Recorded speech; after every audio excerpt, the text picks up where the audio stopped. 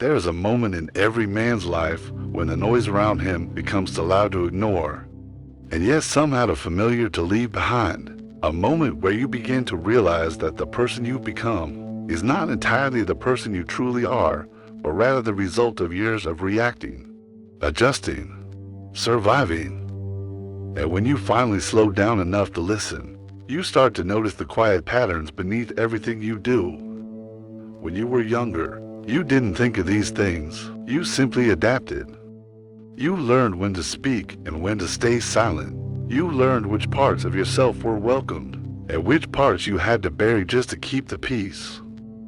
Not because you were weak, but because you were young, and young people learn the rules of their world long before they understand that those rules were written by imperfect hands, and so you grew up carrying invisible strategies, old emotional reflexes that once kept you safe. Maybe you learned to stay quiet because silence was easier than being misunderstood. Maybe you learned to keep your guard up because trust had sharp edges. Maybe you learned to hide your curiosity, your softness, your confusion, because someone made you believe that vulnerability was a flaw rather than the beginning of courage. No one tells boys that silence can become a cage, that strength without honesty becomes weight, that independence, when taken too far, becomes isolation. So you continue forward, believing that this version of you, the one who holds everything in, the one who never asks for help, the one who tries to figure out life alone, is the only version allowed to exist. But eventually, something inside you starts to shift, a small, unsettling recognition that your reactions don't always belong to the man you are today. They belong to the boy you once were, and when that realization hits, everything changes. You start to see that some of the doors you never opened were ones you locked yourself, out of fear, out of habit, out of loyalty to a story that no longer serves you. You begin to understand that the heaviness you feel isn't just stress or confusion. It is the weight of carrying emotions you were never taught how to explore. For years, you kept walking with your head down, thinking the safest path was the one where you didn't disturb anything.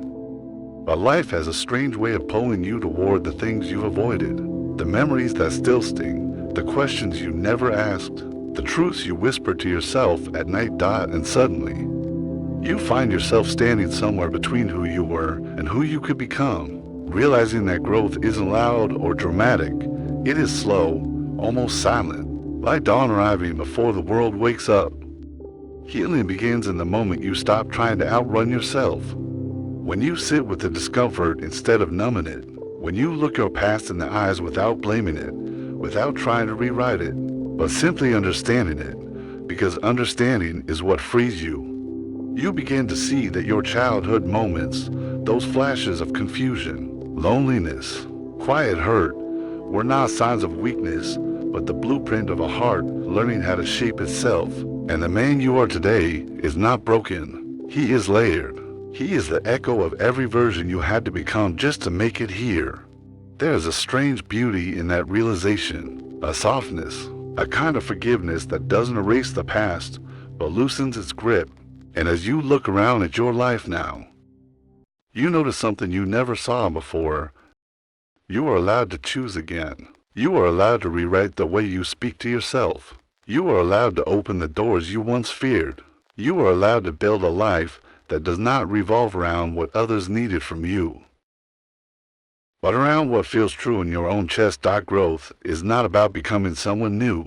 It is about returning to the parts of yourself you abandoned, because the world wasn't ready for them yet, and now you are older, wiser, quieter, perhaps, but in a way that carries depth rather than fear. You finally understand that strength is not the absence of emotion, but the courage to feel it without letting it control you. This is the moment where a man begins again, not by force, not by perfection, but by honesty, by letting the old stories fade and allowing himself to breathe in a way he never has before. Because for the first time, you are not surviving, you are becoming, and that is enough.